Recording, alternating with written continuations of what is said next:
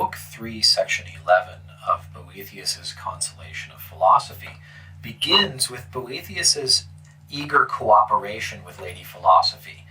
He understands what's happening now, and he's anxious to help her complete the cure that she began back in Book 1.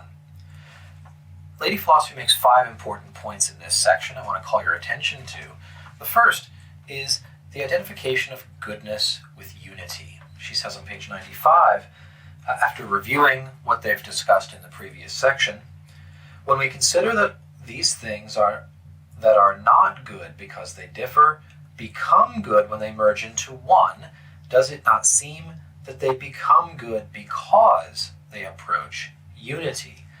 Boethius agrees, and she says, we can infer from this that the one and the good are the same. So this is the next step in this process, getting towards the end now, is that oneness or unity, ultimately unity with God, and goodness are the same. Things are chaotic or evil or fallen as they are multiple or divided. As they approach greater unity with all things, they become better.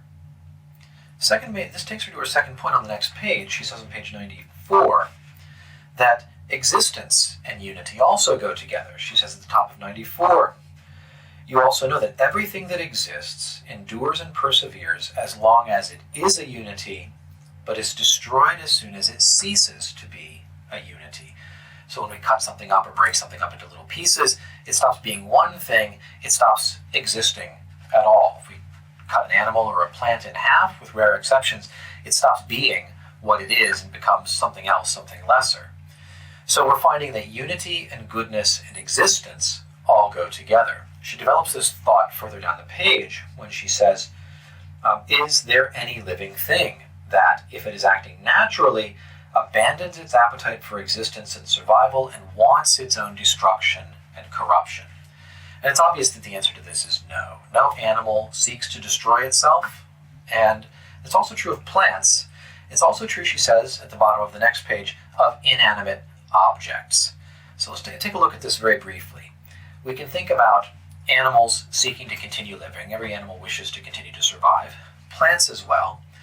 I think we should maybe mark this page 95 in this book, to come back to when we're discussing Darwin, because on page 95, I think, is a very good articulation of this pre-Darwinian approach to the natural world, which finds the order and majesty and harmony in nature as evidence of a kind of divine plan.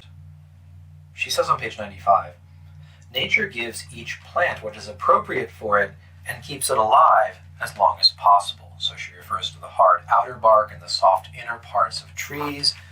Later on, she says, think how well nature tends to the plants, propagating them by means of their seeds, which are the mechanism for their survival. So there's definitely an idea that there's this built-in order that we can observe built into plants, that by their nature they are designed to continue existing.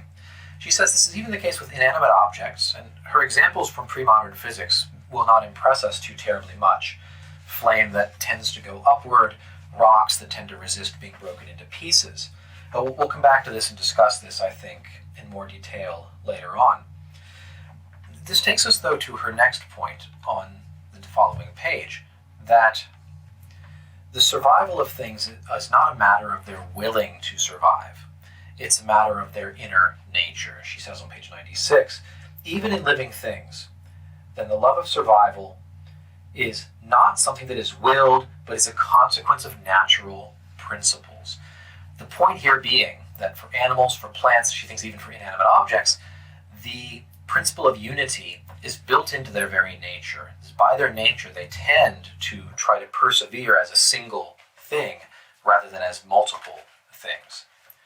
And at the bottom of page 96, so there is nothing that could cause you to doubt that things naturally desire to survive and to avoid destruction. This brings us to our next point, that all things ultimately desire unity. She says this at the top of 97. Okay. Therefore, and she says we've also agreed that unity and goodness are the same. And so all things, in seeking unity, seek the good. This, she says, is the key insight that Boethius needs to have. This is the key that unlocks his consolation. that all things, including himself, desire the good by their own inner nature, by their own principle and constitution. That if he can align his emotions and his thoughts with that truth, he'll have his consolation, even while he remains in prison, waiting to be executed. So she says at the end of this prose part, "For all things desire the good, and the good is the goal and end of everything."